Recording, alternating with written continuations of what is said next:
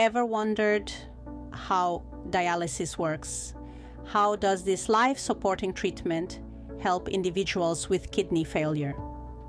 Dialysis is a medical procedure that performs the function of kidneys when they can no longer do their job effectively.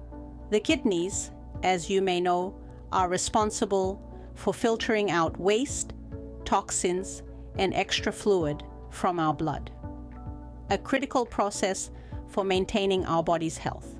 When a person's kidneys fail, these waste products can accumulate in the body, leading to life-threatening complications. That's where dialysis comes in.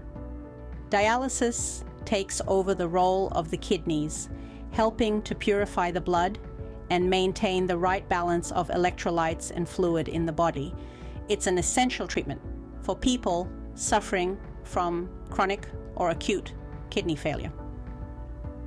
Now, there are two main types of dialysis: hemodialysis and peritoneal dialysis. Each type uses a different method to clean the blood, but the ultimate goal is the same: to keep the body in balance when the kidneys can't. In hemodialysis, a machine and a special filter called a dialyzer are used to clean the blood. The patient's blood is pumped through the dialyzer, where it's cleansed of waste and extra fluid, then returned back to the body. On the other hand, peritoneal dialysis uses the patient's own body as a natural filter. A special fluid called dialysate is introduced into the abdominal cavity through a catheter. The body's peritoneal membrane acts as a natural dialyzer, allowing waste and extra fluid to pass from the blood into the dialysate. The dialysate is then drained from the body, taking the waste and extra fluid with it. Both hemodialysis and peritoneal dialysis require careful monitoring and management by healthcare professionals to ensure the safety and effectiveness of the treatment. Now let's delve into the mechanics of these two types of dialysis, starting with hemodialysis. So, what exactly happens during hemodialysis? Firstly, we need a specialized machine. This hemodialysis machine is responsible for pumping a patient's blood through a filter or dialyzer to remove waste and excess fluid. It's a bit like a waste management facility, but for your bloodstream. The machine doesn't just pump, it also monitors the patient's vital signs and oversees the dialysis process. Now, this dialyzer we mentioned is a sophisticated filter. It's made up of a series of hollow fibers that allow small molecules to pass through while retaining larger ones.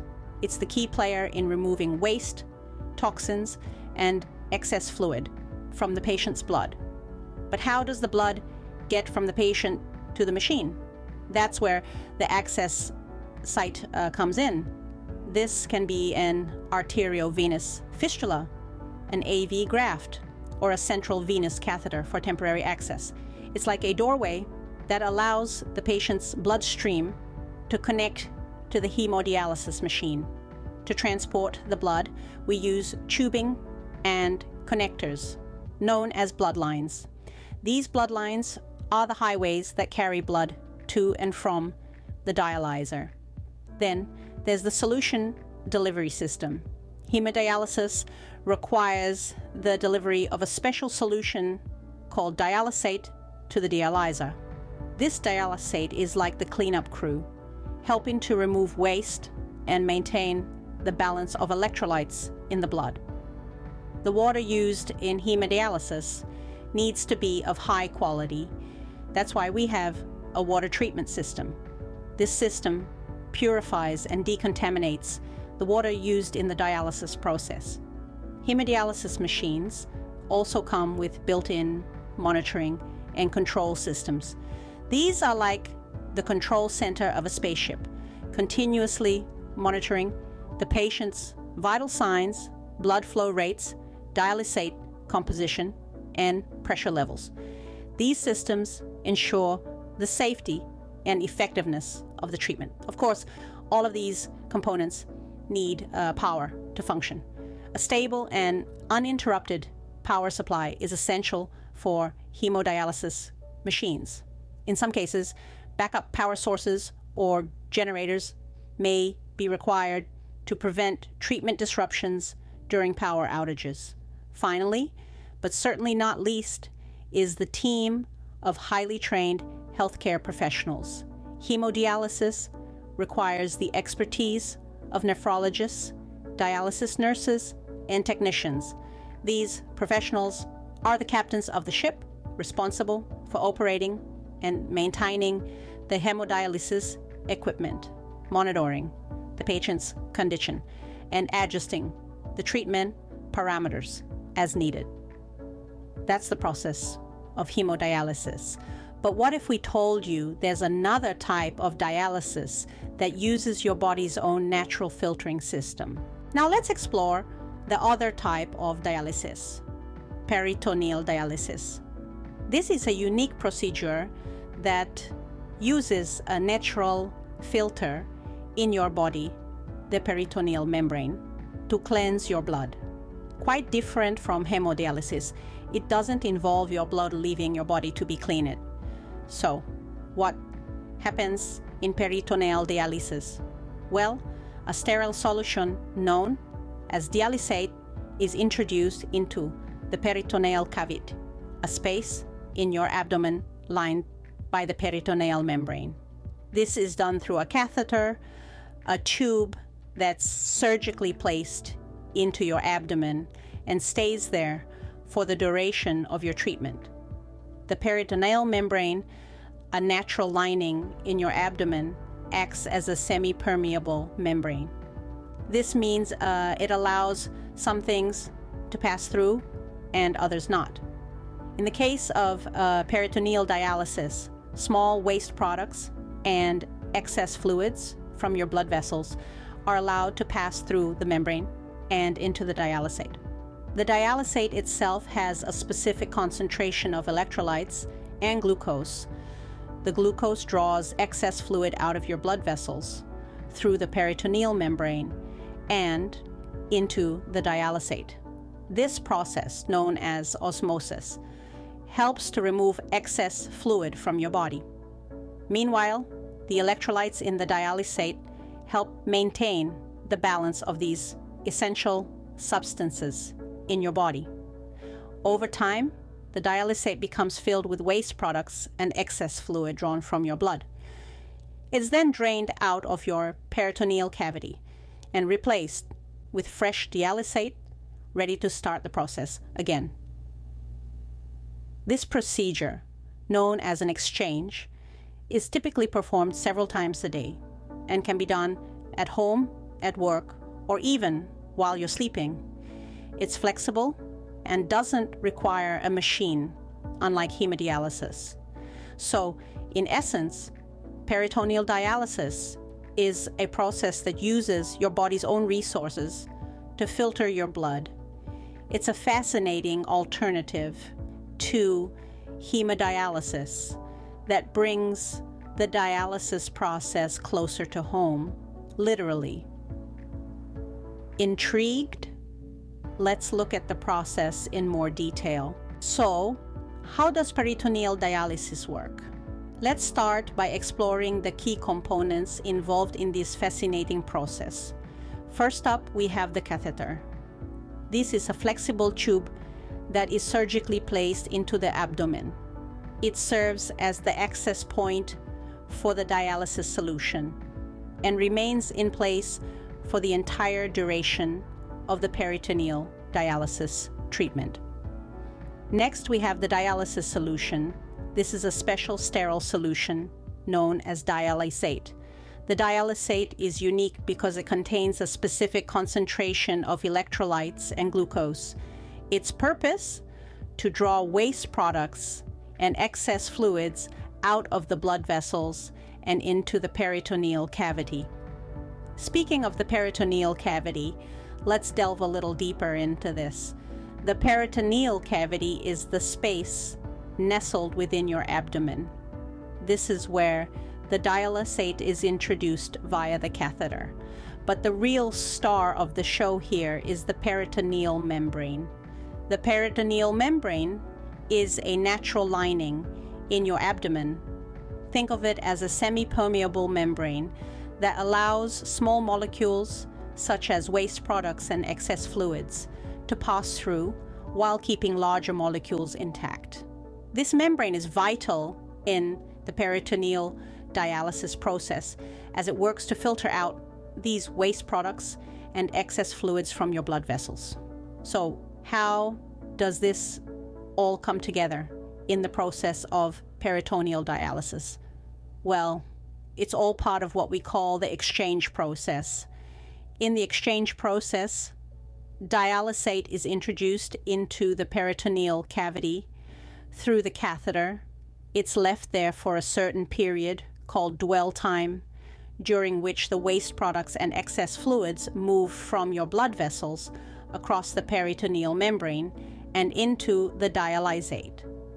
Next, the used dialysate, now filled with the waste and excess fluid, is drained out of your peritoneal cavity through the catheter. This process of filling and draining is known as an exchange, and it's repeated several times a day. Now, you might be wondering, why glucose?